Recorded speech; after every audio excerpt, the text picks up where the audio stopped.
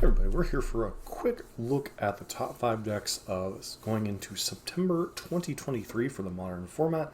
This is right before Wilds of Eldraine is unleashed upon the meta, though it doesn't look like there will be a ton of impactful cards in that set. But starting out with number 5, the deck of the Pro Tour, so to speak, that being Mono Green Tron. Now this deck has definitely slipped in its power since last month. People were a little bit more prepared for it, but builds of it do vary a little bit between the Team Handshake build and the more traditional build. This version is a little bit more traditional, but both versions have had some success.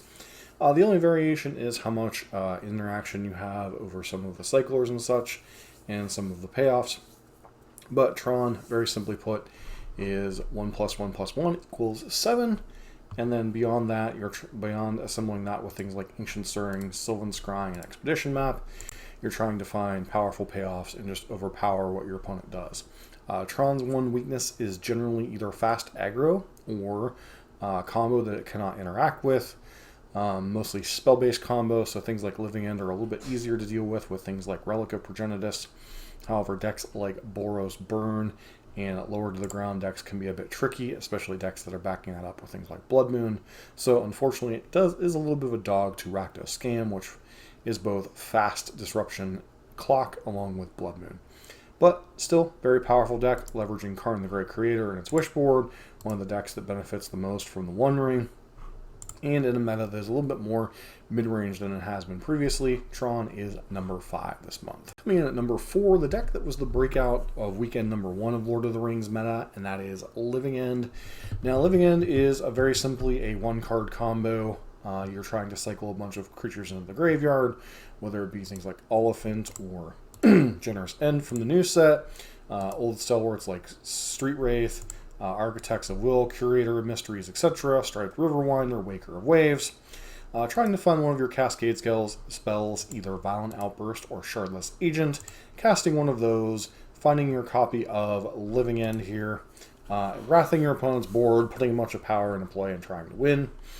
Beyond that, you have some disruption in the form of Force of Negation and Grief. And then the sideboard kind of becomes a game of chicken, trying to figure out what version of hate your opponent have, whether they'll be counterspell-based hate, whether they'll be permanent-based hate. So you vary various things with Mystical Dispute to help fight over counterspells, things like Foundation Breaker and Force of Vigor to fight over things like Leyline in the Void, Relic of Progenitus, Soul Guide Lantern, etc. Subtlety to fight over things like Teferi Time Raveler. So it's much a game of trying to figure out in the post-board games what hate you expect your opponent to have and kind of guess from there. But number 4 on our list this month. Number 3, Crashing Footfalls. Get another Cascade deck. 4-color pot has been on popularity rise again. I'm not entirely sure why this version has been a little bit more popular lately, other than access to Leyline Binding against some of your opponent's cards. You also get copies of Ardent Plea and the ability to play Teferi Time Raveler for mirror matches and against Living End, but you do give up the utility of something like Blood Moon. Very much like Living End, the Cascade cards are a 1-card combo. You cascade into your copies of Crashing Footfalls, put either 8 or 10 power on the battlefield, depending on if you cast Shardless or one of the other two. Violent Outburst obviously gives you the most utility with being an end step. And beyond that, Mercad Regent has become the usual adaptation. Some variants have been running things like Bone Crusher Giant or Questing Beast as a way to kind of pseudo-counter the protection ability from the One Ring, because Stomp, say you stomp yourself or one of your own creatures, damage can't be prevented that turn, which negates part of the power of the One Ring. Questing Beast has very similar text saying that damage can't be prevented. That's kind of its way to combat the One Ring. And this is one of the better decks against one of the top decks in the format that we'll be talking about in a minute, and that being Rakdos Scam. But this deck is number 3 on the list this month. Number 2, don't call it a comeback, Mercad Regent. This was long the queen or king of the modern format. It kind of fell off in Lord of the Rings meta. However, with the unbanning of Preordain, deck got a little bit more consistency, a little bit easier to set up Delirium for things like Dragon Rage's Channeler, and makes it just that much easier to find the cards you're looking for. Now, this deck, is it as good as Rakdos Scam? Probably not. Is it a little bit more consistent in terms of what executing its game plan? Yes, but at the cost of not having the explosive stupidity that Rakdos Scam brings to the party. The power of this deck is its consistency, its ability to find 1 or 2 key cards, in addition to presenting a quick clock with things like Ragavan, Dragon Range's Chandler, Ledger Shredder, and Mercad. This deck is a little bit weak to Orcish Bowmaster, especially in the early turns.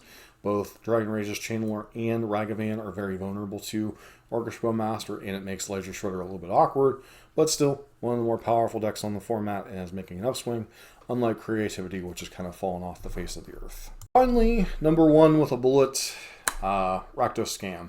Now, this is a deck that really surged in popularity with release of Lord of the Rings. It's one of the best decks at fighting decks like 4-color Omnath in terms of, the One Ring and all that nonsense. And it got a new tool in the form of Orcish Bowmaster, really solidifying its fair game plan that was one of its weaknesses before. Previous to this, you would really needed to have that fast start of evoking a Grief or a Fury. Your mid-range plan was okay, but it was a little weak because your only real 2-drop usually was Dothy Voidwalker. You had Ragavan and you had Blood Moon as cards to kind of fight through what your opponent's doing.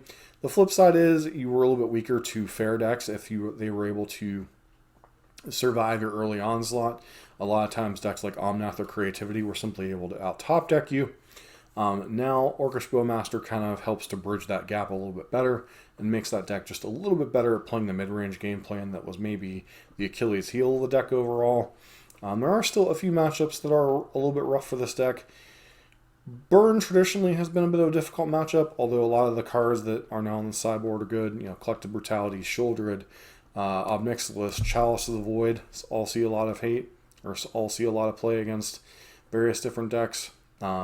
So really is one of the better well-rounded decks in the format with only a few weaknesses, things like 4-color Omnath and such, and even those matchups are really hard to be terrible whenever you have the capability of double thought seizing your opponent on turn 1 and leaving a 4-3 behind, or having a 4-4 double striker on turn 1 that clears your opponent's board. So Rakdos Scam, number 1 deck in the format, not much of a shock. I don't really see anything in Wilds of Eldraine that'll shake it up. In fact, they're getting a new Feign Death-esque effect that'll make it just a little bit better, possibly. So this deck will continue to be the best in the format until something proves it can knock it off. Maybe it'll be Mercad, maybe it'll be something else. But in the meantime, still the number 1 deck in the format, Rakdos Scam.